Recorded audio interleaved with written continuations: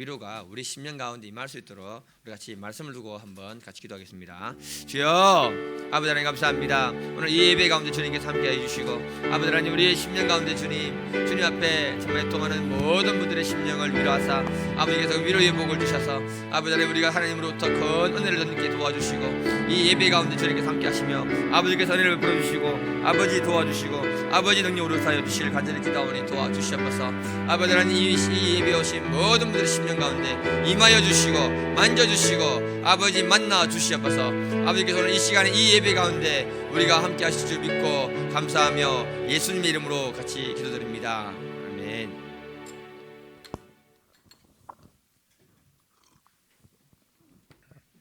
우리 같이 말씀 교도 같이 하겠습니다. 시작. 애통하는 자는 복이 있나니 그들이 위로를 받을 것이며. 한 번 더 읽겠습니다. 한 번 더. 시작. 애통하는 자는 복이 있나니 그들이 위로를 받을 것이며. 제가 침이 저 뒤에까지 안 튀는데 다 침이 튀는 줄 알고 다 뒤로 가셨네요. 원래 은혜는 앞에서부터 시작되는 겁니다. 마음 자세가 중요한 겁니다. 제가 눈 감고 있을 테니까 앞으로 옮기십시오.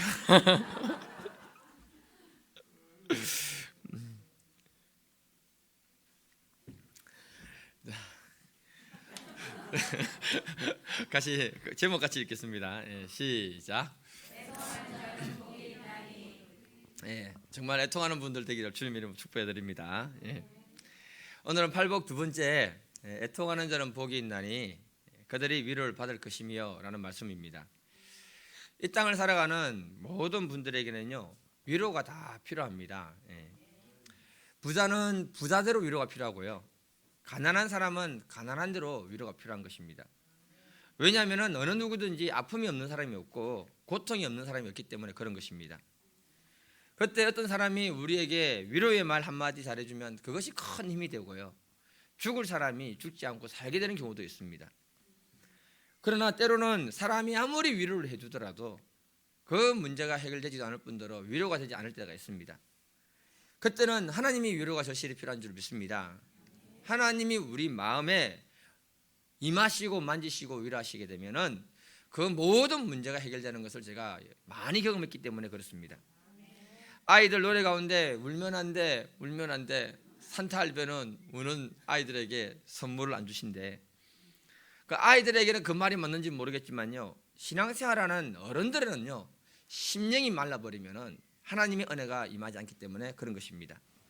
적어도 우리가 하나님 앞에서 울기만 하면요 하나님은 그 마음을 움직이실 뿐만 아니라 어떤 아픈 사연이 있을지라도 하나님이 위로하시고 그 문제를 해결하시는 분이 하나님이시기 때문에 그렇습니다. 하나님은요 우리의 마음의 중심에 통하는 그 사람을 갖다가 위로하시는 분이신 줄 믿습니다. 유대 역사의 히스기야 왕은 하나님을 사랑했던 사람입니다. 그가 하나님을 전심으로 사랑하기 위해서 몸부림쳤던 사람입니다. 그런데 몸에 병이 들었어요. 그런데 이사야 선지자가 와서 하는 말이 뭐냐, 위로가 아니라 왕이시여 이제 당신은 죽습니다. 주변을 정리하십시오. 그렇게 말합니다. 그랬을 때 그 말을 듣는 순간에 왕이 가슴이 철렁하면서 선지자를 보내고 난 다음에 벽을 보고는 통곡하면서 기도합니다. 하나님, 제가 지금까지 믿음으로 살고자 노력했던 것 아시지 않습니까? 저를 불쌍히 여기달라고 통곡을 합니다. 그러자 하나님이 바로 응답하십니다. 이사야 38장 5절에 보면 내 기도를 들었고 내 눈물을 보았노라. 하나님은 히스기야 왕의 기도와 눈물을 보았다고 말씀하고 있습니다. 그리고 왕의 마음을 위로하시는데 내가 너에게 15년을 더 살도록 은혜를 베풀어 주겠다고 위로했었습니다. 성경을 보면 하나님은 하나님을 찾고 애통하는 그 심령들에게 늘 은혜와 위로를 허락하셨던 분이 하나님이었습니다. 오늘은 팔복 두 번째 말씀인데요, 우리가 어떤 문제가 있든지 간에 애통함으로 하나님께 나아갈 때에 하나님이 여러분들의 모든 분들의 마음을 위로하실 뿐만 아니라 우리 인생의 문제를 해결해 주시는 분이신 줄 믿습니다. 예수님이 어떤 사람에게 복이 있다고 하십니까? 4절 다시 한번 더 읽겠습니다. 시작. 애통하는 자는 복이 있나니 그들이 위로를 받을 것이며. 예수님은 애통하는 사람에게 복이 있다고 선포하셨습니다. 애통이라는 말이 헬라어로 보니까 판데오라고 말하고 있습니다. 이 말 뜻을 보니까요, 가장 사랑하는 사람이 죽었을 때의 아픔, 세상에서 가장 큰 슬픔을 말하고 있습니다. 우리나라 말에 단장의 슬픔이라는 말이 있잖아요. 단장이라는 말이 창자가 끊어진다는 말입니다. 너무 슬퍼하면요 정말 고통스럽다는 것입니다. 이 말의 유래를 보니까 중국 진나라 때에 환원이라는 사람이 청나라로 갔다가 징벌을 하고 돌아왔을 때 한 병사가 새끼 원숭이 한 마리를 잡아옵니다. 그래서 어미 원숭이가 수십 킬로를 갔다가 따라오면서 새끼 원숭이가 있는 배에 올라타게 됩니다. 그러자 그 어미 원숭이가 그 자리에서 죽는 거예요. 그래서 그 병사 중에 한 사람이 그 어미 원숭이 배를 갈라보니까 창자가 다 토막토막 나 있더랍니다. 사람이 너무 잔인해요. 새끼를 잃어버린 그 어미의 그 슬픔이 바로 단장의 슬픔이라고 하고 있는 것입니다. 이 단어가 바로 뭐냐면 판데요 애통이라는 단어로 우리에게 쓰임받고 있는 것입니다. 예수님 당시에 팔복 말씀을 듣기 위해서 모여들었던 수많은 사람들은요 정말 어렵고 힘든 사람들이었습니다. 그들은 로마 삭제 아래에 있었기 때문에 세금을 너무 많이 내던 사람들이고요, 식민지 백성으로서 고달픈 삶을 살았던 분들뿐만 아니라 서러움들이 너무너무 많았던 것입니다.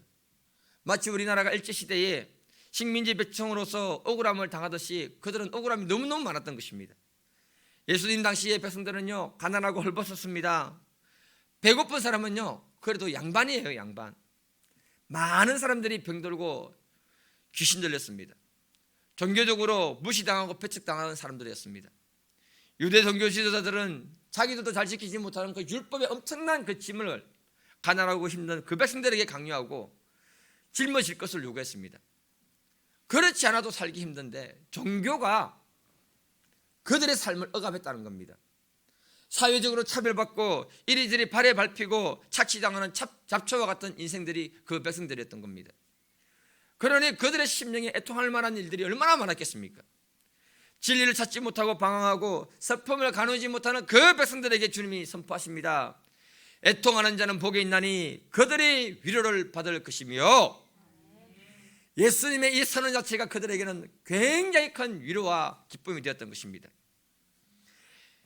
애통도 어떤 사람이 하는가 하면요 심령이 가난해야 눈물이 나오고 애통이 나오는 것입니다. 예수님 당시에 그 백성들도 심령도 가난했지만은 그들의 삶이 애통할 것이 너무나 많았기 때문에 단순한 말씀 하나에 그들이 반응하는 것입니다. 그들에게 특별한 하나님의 위로가 필요했습니다. 그래서 예수님이 그 시대 그 백성들에게 위로자가 되기 위해서 예수님이 이 땅에 오셨던 것입니다. 이와 같이 예수님은 오늘날 우리의 아픔과 애통을 알고 계시는 분이십니다. 남들에게 말하지 못하는 그 아픔을 알고 계십니다. 우리가 사람들을 만날 때 웃고 있다고 해서 아픔이 없는 게 아니잖아요.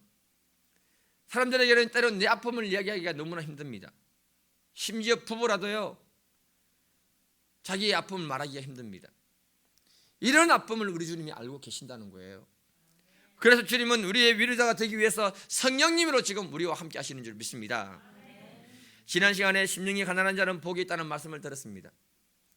그때 어떤 분은 예배 후에도 울면서 집으로 갔어요. 마음이 불편했습니다. 제가 혹시 실수를 했는가, 상처 주는 말을 했나, 마음이 불편해서 한참 있다가 위로 전화를 했습니다.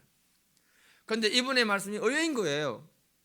그동안 자기가 이런저런 일을 경험하다 보니까 자기 힘으로 할 수 없는 일이 너무 많다는 것을 절감했다고 했습니다. 올해 들어와서 하나님께 마음을 비우고 하나님의 은혜만 구했다는 거예요. 그런데 하나님이 자신의 삶의 은혜를 허락하시고 자기의 마음에 천국을 허락하셨다는 겁니다. 심령이 가난한 자는 복이 있나니 천국이 그들의 것이며 라고 선포했을 때 그 말씀이 자기 마음을 쳐버렸다고 합니다. 하나님의 위로가 임해버린 거예요. 자기도 모르게 그때부터 눈물을 흘리면서 예배를 마무리했다고 했습니다. 올해 들어서 하나님이 자기의 마음에 감사와 기쁨과 은혜가 가득하도록 도우셨는데 이것이 천국이구나, 이 천국을 하나님이 자신의 마음에 허락하셨다는 것을 말씀을 통해 깨달았을 때 너무너무 감사하고 기뻤다고 했습니다. 제가 그 말씀 준비하면서 다시 이 말씀 준비하면서 깨달은 것이 뭐냐, 애통도 심령이 가난한 사람이 애통한다는 것입니다. 그때 하나님이 그들의 마음에 위로로 임하게 되는 줄 믿습니다. 저와 여러분들이 아무 앞에서나 울 수 없잖아요. 모르는 사람 앞에 울면 미친놈 취급당하는 거예요. 우리가 진짜 위로를 받기 위해서는 우리를 잘 이해해 줄 수 있는 사람 앞에서 울어야 되는 겁니다. 그렇지 않습니까 여러분? 그때 진짜 위로가 임하는 거예요. 이 세상에서 우리를 가장 잘 이해해 주시는 분은 우리 하늘 아버지밖에 없는 줄 믿습니다. 우리가 하늘 아버지 앞에 통하면서 울 때 그분이 우리의 마음을 위로하실 뿐만 아니라 우리의 삶을 새롭게 회복시켜 주실 줄 믿습니다. 이런 복된 심령이 되기를 주님의 이름으로 축복해 드립니다. 시편 34편 18절, 여호와는 마음이 상한 자에게 가까이 하시고 중심에 통해하는 자를 구원하시는도다. 하나님 말씀하십니다. 마음이 상한 자를 가까이 하신다고 하십니다. 마음이 상했다는 말은 그 사람에게는 위로가 필요하다는 것입니다. 그 마음 중심에 통하는 사람을 하나님이 구원해 주시고 위로해 주신다고 말씀하고 있습니다. 시편 51편 17절, 하나님께서 구하시는 제사는 상한 심령이라. 하나님이여 상하고 통하는 마음을 주께서 멸시치 아니하시리로다. 하나님이 찾는 마음은 상한 심령이래요. 상하고 애통하는 그 사람의 마음을 하나님이 멸시치 않겠다고 말씀하고 계십니다. 이 말은 하나님의 위로가 반드시 있다는 약속의 말씀인 줄 믿습니다. 우리가 애통하는 그 마음을 가지고 하나님께 나아갈 때에 하나님은 우리의 애통을 기쁨으로 바꿔주실 줄 믿습니다. 하나님의 위로를 깊이 경험하고 누리는 분들이 되기를 주님의 이름으로 축복해 드립니다. 서양 속담에 진주는 얼어붙은 눈물이라고 말합니다. 딸이 결혼할 때 부모가 진주 목걸이를 선물로 준대요. 저도 줘야겠습니다. 이렇게 하는 이유는 딸이 결혼해서 가면은 알게 모르게 울어야 할 눈물이 많다는 겁니다. 우리 인생도 이런 것이 아닌가 저는 싶어요. 인생 살다 보면 남몰래 울어야 할 상황이 너무너무 많은 거예요. 하나님이 우리의 삶에 역경을 주시고 어려움을 주신 건 다른 것이 아니라고 생각합니다. 하나님 앞에 애통하라는 뜻인 줄 믿습니다. 그 눈물의 기도는 우리의 삶의 아름다운 진주를 만들어가게 되는 줄 믿습니다. 그 진주가 하나님이 우리에게 주시는 위로의 축복인 줄 믿습니다. 제가 아는 분은요, 오랫동안 참 고난을 당하고 있어요. 옆에서 지켜보면서 참 안타까워요. 언제 그 고난을 지나갈까? 터널을. 하나님이 이분에게 복을 주시면은 참 주와 복음을 위해서 귀하게 쓰임 받을 것 같은데 참 그런 생각이 많습니다. 그분의 말에 의하면은 이런 일이 있었습니다. 극등방송 틀어놓고 운전을 가는데 한 번은 찬양 가사가 자신의 가슴을 팍 치더래요. 그 찬양 들으면서 주체할 수 없는 눈물을 흘렸다고 합니다. 운전을 겨우 했다고 했습니다. 그 마음이 가난한 마음이요, 그 마음이 애통하는 마음인 줄 믿습니다. 한 번은 극동방송 틀어놓고 운전하는데 어떤 목사님이 설교하시더래요. 근데 그 설교 듣는데 자기한테 꼭 맞는 설교를 하더랍니다. 그 말씀 듣다가 통곡을 했다고 합니다. 그러면서 간증했습니다. 자신의 삶을 뒤돌아보면은 부도 위기인데 하나님이 극적인 방법으로 해결해 주시고 지금까지 인도해 주셨다고 간증했습니다. 그리고 빚도 작년에는 많이 갚을 수 있었다고 이렇게 간증했습니다. 하나님이 이분의 눈물을 받아주시는 줄 믿습니다. 그리고 그 눈물에 대한 위로를 하나님이 해주시는 줄 믿습니다. 제가 바라는 것이 있다면 제 말씀 듣고도 한번 통과하시기를 바랍니다.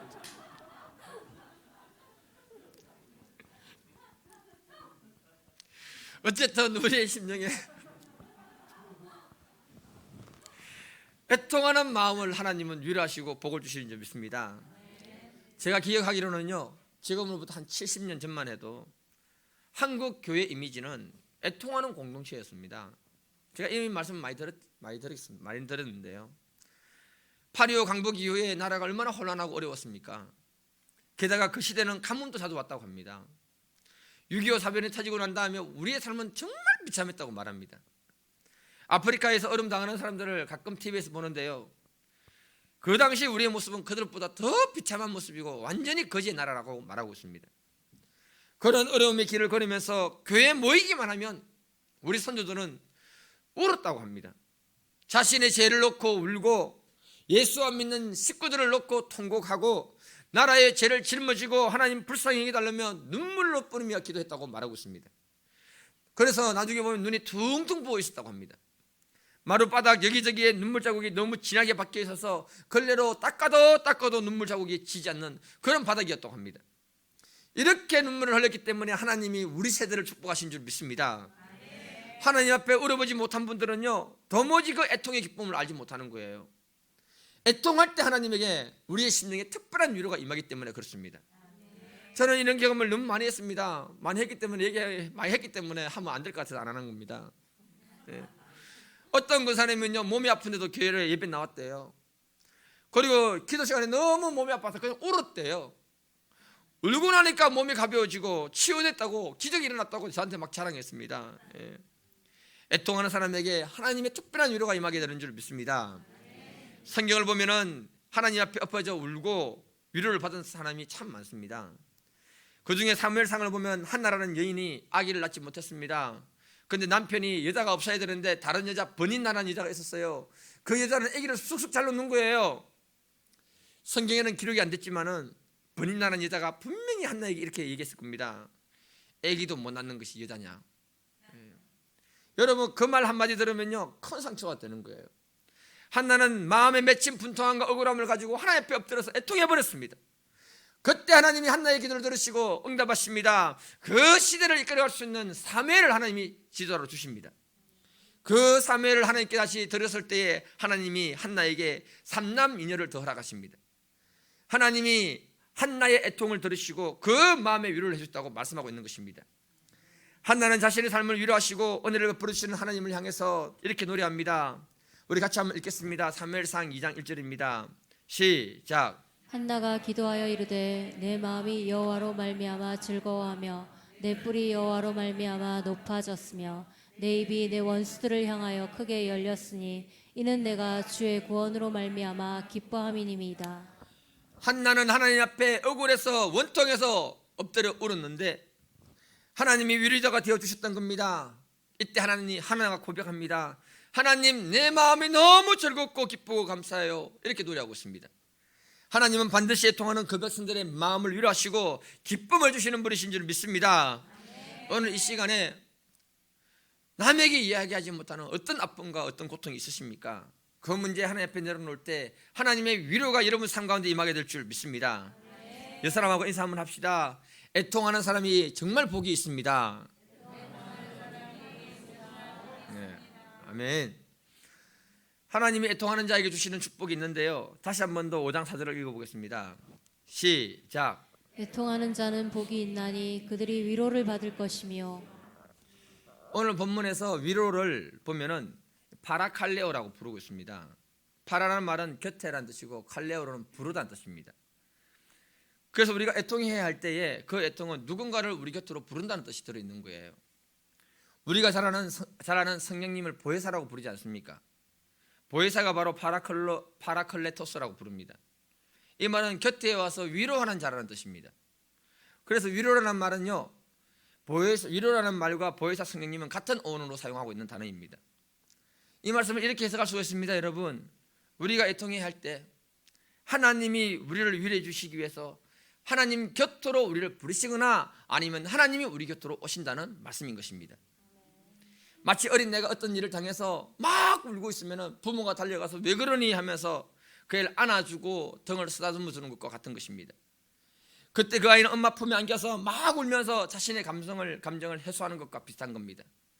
엄마의 따뜻한 말 한마디에 힘을 얻고 다시 생기를 얻는 것과 같은 이미지로 말하고 있는 것입니다. 이와 같이 우리가 애통해야 할 때에 성령님이 우리의 마음을 만져주시고 우리를 위로해 주시고 안아주시면서 이렇게 말하는 겁니다. 얘들아, 아들아, 지금 네가 정말 힘들구나. 딸아, 정말 지금 마음 많이 힘들지. 걱정 마라. 내가 그 문제, 그 아픔 해결해 줄게. 근심하지 마라. 내가 그 문제 해결해 줄게. 그렇게 말씀하시면서 하나님이 우리 애를 하나님 품에 꼭 안아준다는 의미가 그 안에 들어있는 것입니다. 제가요 6살인지 7살인지 모르겠는데요, 그때 교회를 스스로 찾아간 사람입니다. 참 대단한 사람이에요. 스스로 못 갑니다, 여러분. 초등학교 4학년 때까지 교회 다니다가 잠시 학원 끊듯이 끊었습니다. 그리고 고1 때 다시 교회를 나갔습니다. 저는 고등학교 때 참 방황을 많이 했던 것 같습니다. 인생을 살아야 되는 목적과 방향이 없는 거예요. 인생 사는 게 싫었습니다. 집에 가면 부모님하고 화목하지 못하고 학교는 창살 없는 감옥 같고, 그래서 세상 사는 목적이 없었기 때문에 자살을 결심하고 밤에 산에 올라간 적이 있습니다.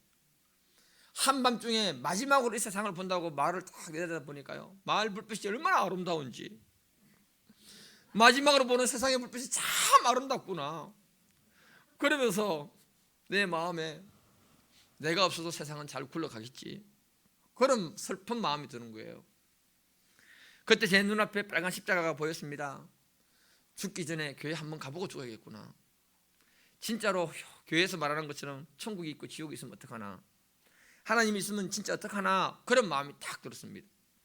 그래서 마지막으로 교회를 한번 가보고 하나님이 있으면 내가 죽지 말자.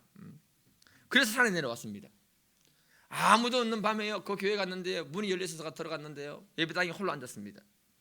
그때부터 이상하게 눈물이 계속 나오는 거예요. 그런데 누가 뒤에서 이렇게 나를 안고 있는 느낌이었습니다. 돌아보니까 아무도 없는 거예요. 근데 제 느낌은 누가 나를 안고 있는 거예요. 이렇게 계속 눈물이 흘러나왔습니다. 속으로 생각했습니다. 하나님이 나를 안고 있는 건가? 뭔지는 모르지만 좋긴 좋다. 한참을 울었는데 뭔가는 모르지만 내 마음이 평안해지는 겁니다. 뭔지는 모르지만 이상하게 하나님이 있는 것 같이 느껴지는 겁니다. 뭔지는 모르지만 하나님이 나에게 위로를 주시는 것 같아요. 그래서 제가 그때 교회를 다녀야겠다 마음의 결단을 내리고 그 주부터 교회를 다니기 시작했던 겁니다. 참 잘했지요. 선능하신 하나님이 그때 나를 만나주시고 위로해 주시고 안아주신 줄 믿습니다. 그 위로가 있었기 때문에 지금 제가 이 자리에 있게 되는 줄 믿습니다. 이사야 40장 1절, 너희의 하나님이 이르시되 너희는 위로하라, 내 백성을 위로하라. 하나님은 그 백성들이 죄로 말미암아 나라가 망하고 포로로 끌려가는 그 백성들의 현실을 볼 때 하나님 마음도 너무 아팠던 것입니다. 그때 하나님이 선지자를 통해서 말합니다. 너희는 위로하라, 내 백성을 위로하라. 하나님은 선지자를 통해서 고통당하고 아픔 많은 그 백성을 위로하기를 원했다는 것입니다. 왜냐하면 하나님은 위로의 하나님이기 때문에 그런 것입니다. 제가 여러분들을 이 땅을 살아갈 때에, 저와 여러분들이 이 땅을 살아갈 때에 우리가 생각하지 못하는 기막힌 현실들이 지금 주어져 있습니다. 그리고 우리 인생에 꼭 해결되면 좋겠다는 그 기도 제목들이 해결되지 않을 때가 있습니다. 이런 상황 속에서는요, 사람의 위로가 한계가 있는 것입니다. 오직 하나님의 위로가 우리의 삶 가운데 임해야 할 줄 믿습니다. 하나님은 약속했습니다. 애통하는 자에게 하나님이 위로의 복을 주신다고 약속했습니다. 그 복을 받아 누리기를 주님 이름으로 축복해드립니다. 오늘 말씀을 준비하면서 교회 분들 한 분 한 분들을 한번 생각해 봤습니다. 위로는 장로님부터 평신도 집사님들까지 생각해 봤습니다. 정말 세상 살아가는 것이 쉽지가 않고 고생을 많이 하는구나, 그런 생각이 들었습니다. 제가 목사로서 교회 가족들을 위해서 해줄 수 있는 게 있다면 정말 기도밖에 없겠구나. 실제적으로 제가 중보기도를 하고 있습니다. 그런데 근본적으로 위로는 제가 하는 게 아니라 하나님이 여러분들을 만나주시고 여러분들의 마음을 위로하시고 여러분의 삶을 해결해 주셔야 되는 줄 믿습니다. 반드시 여러분의 삶에 하나님의 위로가 임하게 될 줄 저는 확신합니다. 사실 평신도들도 쉽지 않지만은요, 목회하는 목사님들도 굉장히 힘든 시대에 살고 있습니다. 목회하면서 교회가 성장하고 승승장구하는 목사님 몇 분이나 되겠습니까, 여러분? 전에 사역했던 지역에 이 녹화가 되기 때문에 내가 지역을 얘기 안 하는 겁니다. 어떤 목사님이 교회를 개척을 했는데요, 기도하면서 열심히 전도하고 했는데 열매가 없자 낙심해버린 겁니다. 절망과 낙심이 그 심령에 들어가니까 사람도 만나기 싫고 목사가 예배도 싫고 성경 보는 것도 싫고 다 싫은 거예요. 그런데 설상가상으로 그 교회에 불이 나버렸습니다. 다행인지는 모르겠지만 화재보험을 들어야 됩니다. 보험금을 받아서 다시 교회를 리모델링 했다고 합니다. 목회의 의욕을 잃고 너무 힘든 상태인데 그 교회에 어떤 여자분이 등록을 하신 거예요. 이분이 피아노 학원을 하신 분인데요, 옛날 교회에서 반주를 열심히 했는데 사람들하고 갈등이 생기면서 반주하지 않겠다고 하면서 교회를 나와버린 것입니다. 그리고 교회를 다니지 않았던 겁니다. 그때부터 손가락에 루마티스 관절염이 와버린 거예요. 학원도 할 수 없는 상태가 되어버렸습니다. 교회를 다니다가 안 다닌 지 몇 년이 지나니까 그 심령이 너무 갈급하고 그 심령이 가난한 심령으로 바뀌어버린 것입니다. 이 여자분이 우연히 그 지역을 지나가다가 성령의 강권하심 속으로 그 교회를 자기도 모르게 쑥 들어가 버린 거예요. 목사님은 목회할 의욕이 없으니까 사람이 늘 왔다가 한두 사람 왔다가 가니까 이 여자도 왔다가 가겠지, 그렇게 생각하고 있었던 겁니다. 그런데 하나님이 뭐라고 하시냐면은 그 여자분에게 이 교회에서 반주를 하라, 그렇게 하나님이 성령으로 감동을 주신 겁니다. 그래서 그 교회에 등록을 하고는요, 그 아픈 손가락을 가지고 교회에서 반주를 하기 시작했던 거예요. 정말 신기한 기적이 뭐냐? 하나님의 음성에 순종해서 반주를 했는데 그때부터 그 손가락에 아픈 통증이 사라지더랍니다. 그리고 그 교회를 계속 다닌 거예요. 그런데 이 여자분은 은혜를 받는 거예요. 목사한테서. 목사는 실망하고 낙심했는데 어느 날 그 심령이 가난한 심령이기 때문에 그런 거 있습니다, 여러분. 심령이 가난하면 아무거나 다 은혜 받는 거예요.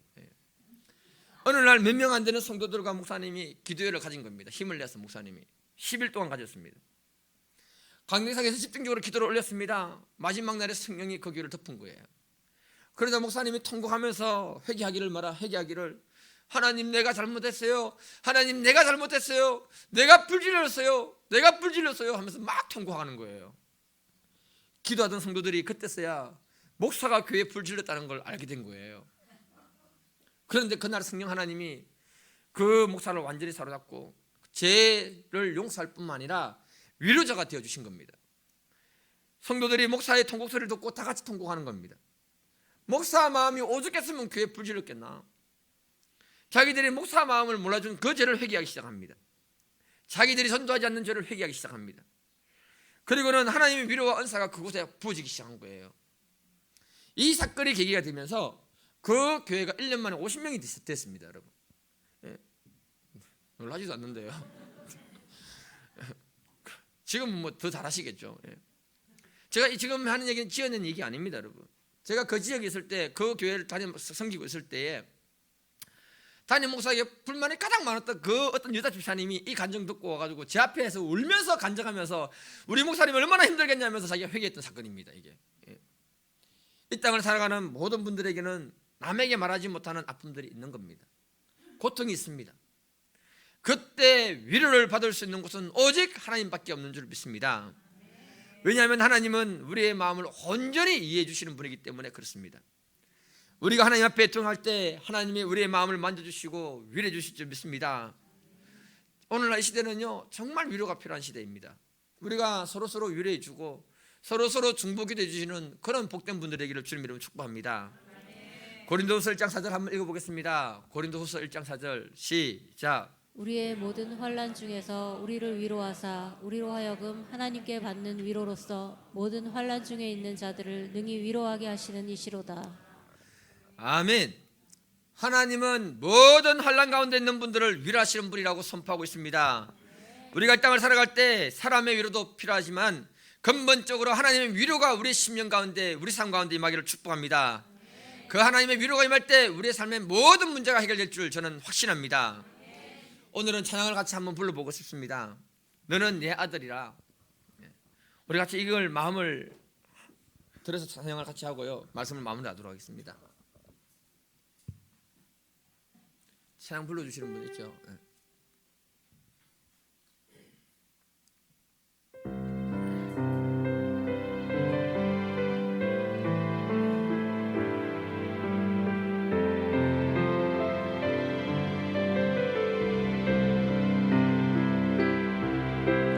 힘들고 지쳐 방황하고 넘어져 일어날 일 전혀 없을 때에 조용히 다가와 손잡아 주시며 나에게 말씀하시네. 나에게 실망하며 내 자신 연약해 고통 속에 눈물 흘릴 때에 못 잡은 나것 속에 눈물 닦아주시며 나에게 말씀하시네. 너는 내 아들이라.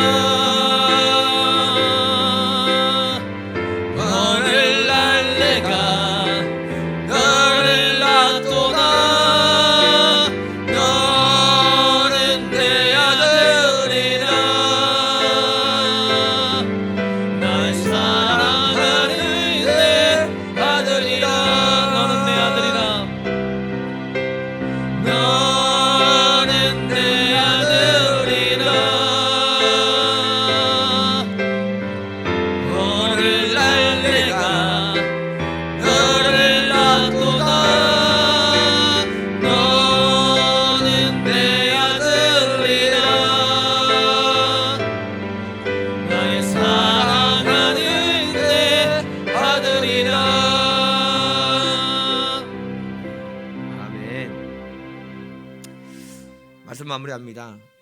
하나님은 우리를 자신의 아들이요 딸이라고 말씀하고 계십니다.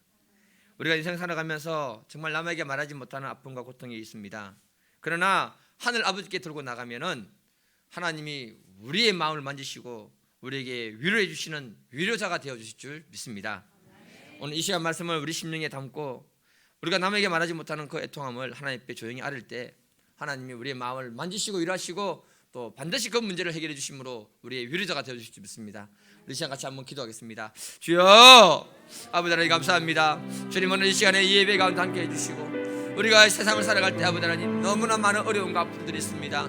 남들에게 말하지 못하는 어려움과 아픔이 있습니다. 우리의 마음이 많은 상처들이 있습니다. 아버지 앞에 애통하며 나아갈 때 아버지 하나님 우리의 마음을 위로하시고 만져주시고 우리의 기도 제목을 풀어주시고 아버지 하나님 그 기도 제목 응답하여 주심으로 우리에게 기쁨을 허락하여 주셔서 아버지 하나님 기승의 왕에게 기쁨을 주시고 아버지 응답하시고 위로하신 것처럼 우리에게도 허락하여 주시고 한나에게 은혜를 허락하신 것처럼 우리에게 은혜를 허락하심으로 아버지 하나님 살아계심과 위로자 되신 하나님을 깊이 경험하고 누리게 도와주셔서 아버지 하나님 오늘 이 자리에 오신 모든 분들의 심령 가운데 주님 임재하여 주시고 주님 만나주시고 주님 위로하여 주셔서 주의 거룩한 영으로 충만케 하시며 성령님 우리의 심령 가운데 위로자로서 역사해 주시고 아버지 하나님께서 우리의 심령을 만져주시고 능력으로 역사해 주시고 아버지 어뢰 베풀어 주셔서 모든 문제가 예수 이름으로 선포하노니 다 해결될지어다. 다 해결될지어다. 하나님의 위로가 임할지어다. 아버지 하나님 우리의 삶 가운데 주님께서 함께 하시고 위로하실 줄 믿고 감사하며 예수님의 이름으로 기도드립니다.